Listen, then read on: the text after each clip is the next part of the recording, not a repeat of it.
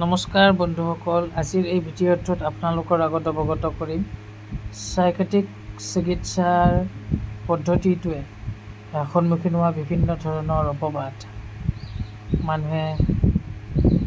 মানুহৰ মুখে মুখে চলি থকা বিভিন্ন ধৰণৰ অপবাদৰ বিষয়ে আজি আপোনালোকৰ আগত অৱগত কৰিম। মানুহে কয় যে ডিপ্ৰেশ্যন হ'ল সদায় এটা চইচ। মানুহে ইচ্ছা কৰি ডিপ্ৰেশ্যন কৰে। যদি ডিপ্ৰেশ্যন হয় তেতিয়াহ'লে মানুহে সেই বিষয়বস্তুৰ ওপৰত চিন্তা নকৰি নিজক যদি কৰ্মত ব্ৰতী ৰাখে, যদি কৰ্মমুখী হয়, যদি নিজক ব্যস্ত ৰাখে, তেতিয়াহ'লে ডিপ্ৰেশ্যনৰ পৰা উপশম পায়। ডিপ্ৰেশ্যন আচলতে কৰোঁ বুলি কৰা এটা বস্তু। এইটো এটা সম্পূৰ্ণ মিথ্যা অপবাদ চাইকেট্ৰিক ট্ৰিটমেণ্ট ব্যৱস্থাটোৱে মুখামুখি হৈ থকা দৈনন্দিন জীৱনত। আৰু দ্বিতীয়তে হ'ল চাইকেট্ৰিক মেডিচিন মানুহৰ বাবে হেবিচুৱেল হৈ যায়। চাইকেট্ৰিক মেডিচিনটো খালে ভালে থাকে, নাখালে আকৌ বেমাৰটো ফিৰি আহে। গতিকে চাইকেট্ৰিক মেডিচিনটো অভ্যাসত পৰিণত হয়। এইটো এটা অন্যতম মিছা অপবাদ। তৃতীয়তে চাইক'লজিকেল যিমানখিনি ইলনেছ আছে, সেই ইলনেছখিনি আজিকালিহে যুৱ প্ৰজন্মৰ অথবা মানুহৰ হোৱা হৈছে। সেই ইলনেছখিনি আগৰ দিনত তেনেকুৱা ধৰণৰ কোনো ইলনেছ নাছিল। সেইটো একদম মিছা কথা, মিছা অপবাদ। আগতেও এনেকুৱা ইলনেছ মানুহৰ মাজত আছিল, যি ইলনেছসমূহক মানুহে আচলতে চিনাক্ত কৰিব পৰা নাছিল। তেতিয়া সময়ত মানুহে তেনেকুৱা ইলনেছৰ কাৰণে মানুহে বিশ্বাস কৰিছিল ভূত প্ৰেতে ধৰিলে, ভূত প্ৰেতে নিজৰ শৰীৰত বাহ ল'লে তেনেকুৱা ধৰণৰ মানুহৰ চাৰিত্ৰিক বৈশিষ্ট্য দেখিবলৈ পোৱা যায় বুলি মানুহে ধাৰণা কৰিছিল। আচলতে নহয়। ডিপ্ৰেশ্যনৰ এনেকুৱা কিছুমান ইলনেছ আছে, যি ইলনেছবোৰে এনেকুৱা ধৰণৰ দেখুৱাই শাৰীৰিক বৈশিষ্ট্যটো যে মানুহৰ সঁচাকৈ কিবা ভূত প্ৰেতে বাহ লৈছে নেকি, তেনেকুৱা ধৰণৰ শাৰীৰিক বৈশিষ্ট্য দেখিবলৈ পোৱা যায়। তাৰ ভিতৰত হৈছে বাইপ'লাৰ ডিছঅৰ্ডাৰ, তাৰপিছত স্কিজোফ্ৰেনিয়া। বাইপ'লাৰ ডিছঅৰ্ডাৰৰ ক্ষেত্ৰত তেনেকুৱা হয়, মানুহ ভীত হৈ থাকে, ভয় খাই থাকে। বিভিন্ন ধৰণৰ নতুন চিটুৱেশ্যনত যাবৰ কাৰণে মানুহে নিজক এটা ৰুমত বন্ধ কৰি ৰাখে। বাইপ'লাৰ ডিছঅৰ্ডাৰৰ ক্ষেত্ৰত এনজাইটি আৰু ডিপ্ৰেশ্যন খুব বাৰুকৈ ক্ৰিয়া কৰে এনজাইটি আৰু ডিপ্ৰেশ্যন।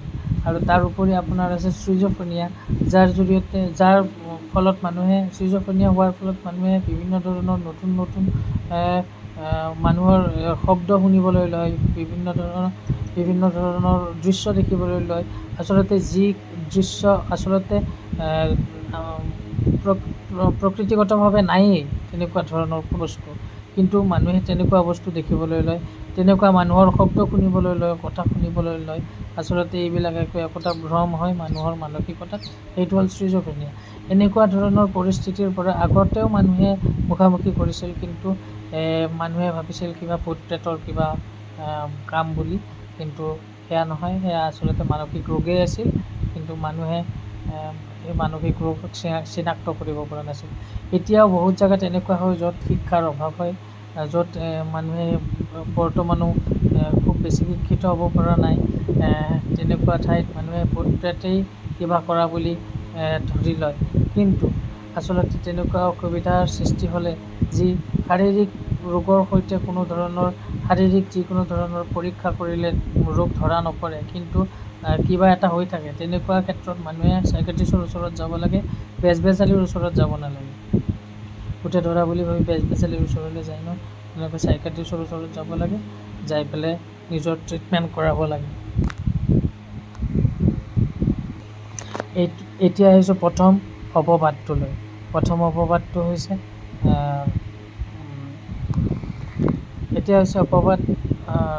দ্বিতীয় অপবাদটো হৈছে depression is a choice. Depression আচলতে চইচ নহয়। ডিপ্ৰেশ্যন আচলতে মানুহে ভুল ভাবে যে ডিপ্ৰেছড হোৱা আৰু ডিপ্ৰেশ্যন দুয়োটা একে বস্তু বুলি ভাবে। আচলতে তেনেকুৱা নহয়।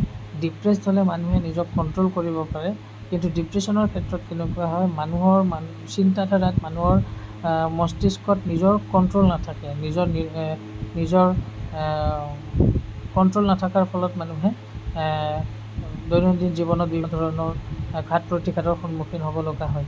আচলতে depressed is choice, depression is not choice.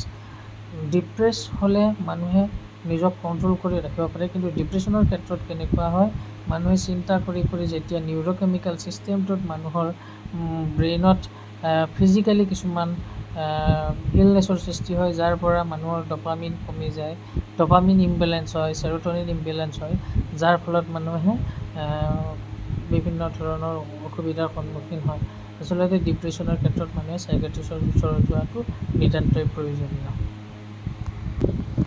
ডিপ্ৰেশ্যনৰ তৃতীয়তে আহিব ডিপ্ৰেশ্যনৰ মেডিচিন হেবিচুৱেল হৈ যায়। আচলতে নহয়, ডিপ্ৰেশ্যনৰ মেডিচিনে মানুহৰ যি ব্ৰেইনত নিউৰ'কেমিকেল ছিষ্টেমটোৰ ইমবেলেঞ্চ আহে, সেই বেলেঞ্চত আনিব মানে ইউজ কৰে। মেডিচিনৰ যদি চেৰ'টনিন বুষ্টাৰ থাকে, ডপামিন বুষ্টাৰ থাকে, যাৰ পৰা মানুহৰ যদি ডপামিন ৰিলিজৰ ক্ষেত্ৰত কোনো ধৰণৰ বাধাৰ সন্মুখীন হৈছে, তেতিয়াহ'লে এনেকুৱা মেডিচিনে সেই বাধাসমূহ নোহোৱা কৰে।